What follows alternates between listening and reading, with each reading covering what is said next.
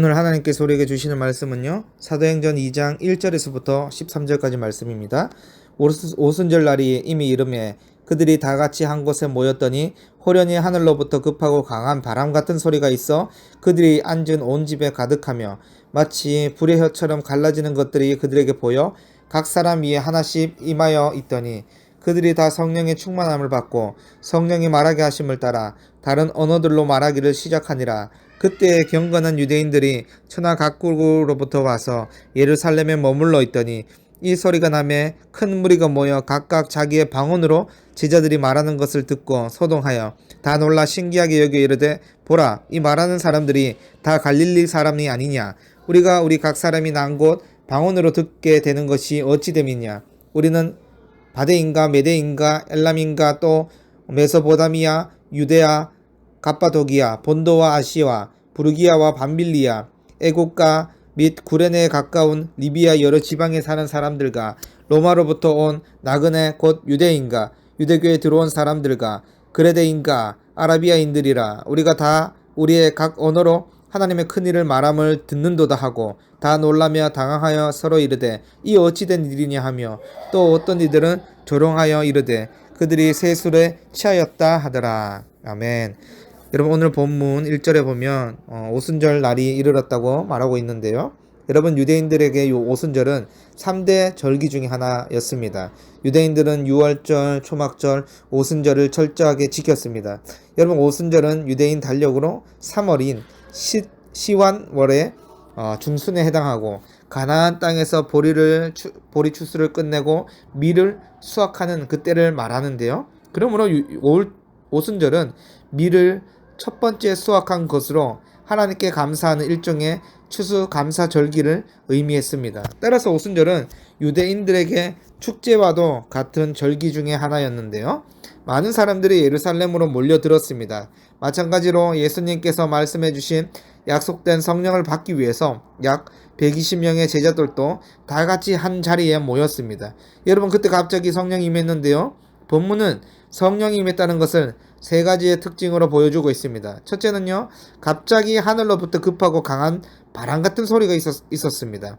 몇 날, 며칠, 몇 시에 임한다는 것이 아니지요. 갑자기 하늘로부터 급하고 강한 바람 같은 소리와 함께 성령이 찾아온 것입니다. 두 번째 특징은 무엇일까요? 제자들이 앉은 온 집에 가득했다는 것입니다. 여러분, 이는 무엇을 말씀하는 것일까요? 여러분, 이 특징은요, 이제 하나님의 백성에게 성령님이 충만하게 임하시는 새로운 시대가 열렸다는 것을 의미합니다. 세 번째 특징은요, 마치 불의 혀처럼 갈라지는 것들이 그들에게 보였고 각 사람 위에 하나씩 임했다는 것입니다. 여러분, 이 사실은요, 예수님을 주와 그리스도로 믿는 모든 자들에게 성령님이 예외 없이 충만하게 임한다는 것입니다. 그리고 이 성령님이 임하시면 성령님께서 주시는 능력과 은사를 받아서 주의 사명을 감당할 수 있는 자로 세워진다는 것을 의미합니다. 이런 성령 충만함을 받은 자들은 4절 말씀처럼 성령이 말하게 하심을 따라 다른 언어들로 말하기 시작했습니다. 여러분, 성령 충만함을 받은 자들이 어떤 내용을 말했을까요? 그것은 11절 말씀처럼 이들은 각 언어로 하나님의 큰 일에 대해서 말했던 것입니다.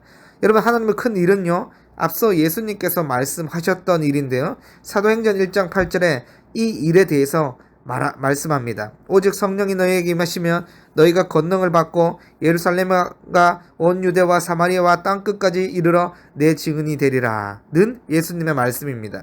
결국 여러분, 성령 충만함의 사건은요, 앞서서 예언하신 예수님의 말씀이 앞으로 성취될 것을 예시적으로 보여주는 사건임을 말씀해 주는 것입니다. 여러분, 성령님은요, 그곳에 모인 제자들이 다 성령님의 충만함을 받은 것처럼 각 사람의 조건에 따라 다르게 임하지 않으시고 모두에게 충만히 임하십니다. 여러분, 이것은 정말 큰 은혜입니다.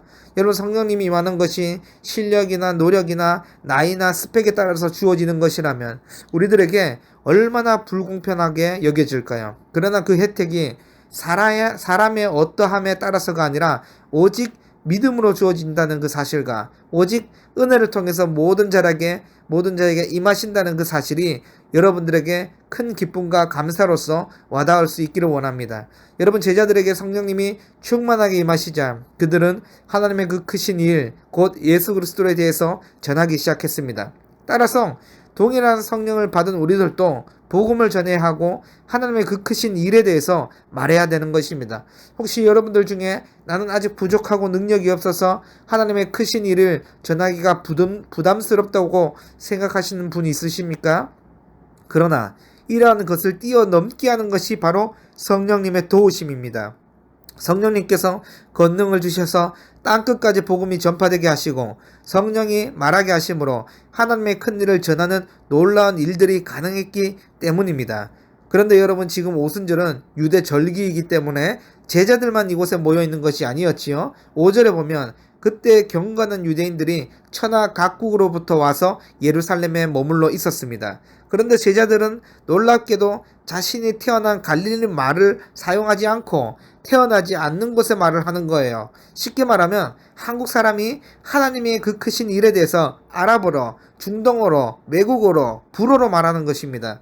여러분, 이 사건이 정말 놀라운 것은 갈릴리 사람들은요, 다른 지역 사람들이 쉽게 알 수 있는 사투리를 사용했습니다. 또한 이들은요, 배우지 못한 시골 사람들이었어요. 그래서 경건한 유대인들에게는 이들이 각 나라 언어로 말하는 것은 아주 놀랄 만한 신기한 일이었던 것이지요. 더 놀라운 것은 갈릴리 그 사람들이 각자 다른 나라의 언어로 말은 하고 있지만 그 내용에 대해서는 같다라는 사실이에요. 이들은 전부 다른 나라 말을 사용하고 있었지만 모두 하나님의 그 크신 일, 즉 복음에 대해서 말했다는 것입니다. 따라서 여러분, 우리가 성령 받은 동일한 신자라면 우리가 전해야 할 것은 너무나도 분명하지요. 그것은 하나님의 그 크신 일, 즉 복음에 대해서 전해야 된다는 것입니다. 그러자 이러한 현상을 지켜보았던 사람들은 뚜렷한 두 가지 반응을 보입니다. 사도행전 2장 12절과 13절 말씀인데요. 다 놀라며 당황하여 서로 이르되 이 어찌 된 일이냐 하며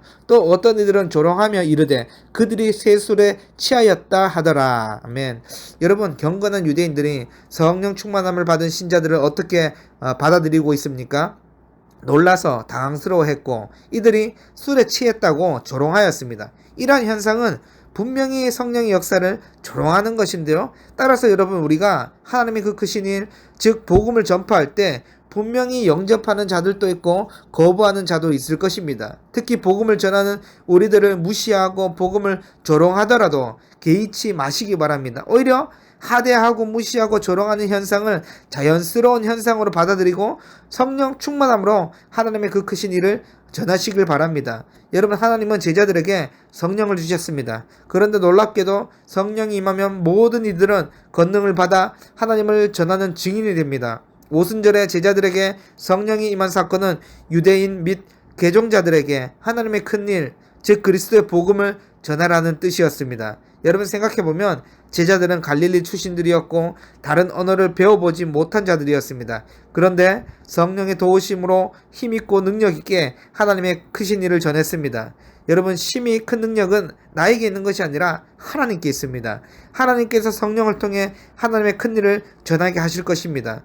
저는 여러분들이 이번 한 주를 살면서 성령의 충만함으로 인해 하나님의 큰 일을 말하고 복음을 전파하면서 하나님이 성령을 주신 이유가 복음 전하는 것에 있음을 분명히 알게 되면 좋겠습니다. 내가 성령 받았다고 하면서 하나님과 전혀 관련 없는, 상관없는 자신의 유익만을 구하고 있다면 다시 한번 자신의 신앙을 돌아보시길 바랍니다. 오히려 이번 한 주간 하나님의 큰 일을 말하고 복음을 전하면서 어떤 이들로부터 조롱도 받으면서 복음으로 사는 것이 참 쉽지 않구나를 느꼈으면 좋겠습니다. 그러나 한 가지 분명한 사실은 성령님이 함께 하신다면 어떤 하대와 어떤 조롱 속에서도 개의치 않고 복음을 전하게 되는 것입니다. 오늘 성령 강림에 가장 큰 의미가 있다면 그것은 제자들에게 땅끝까지 이르러 복음을 전하는 능력을 주셨다는 것입니다. 성령님께서 우리를 통해 하나님의 큰 일을 하게 하시니 여러분, 우리가 얼마나 큰 은혜를 받은 자들입니까? 그러므로 오늘 또 성령님을 힘입어 하나님의 큰 일 복음을 전하는 복된 증인의 삶을 살아가는 우리 모든 비전교회 성도분들이 되기를 주님의 이름으로 간절히 소망합니다.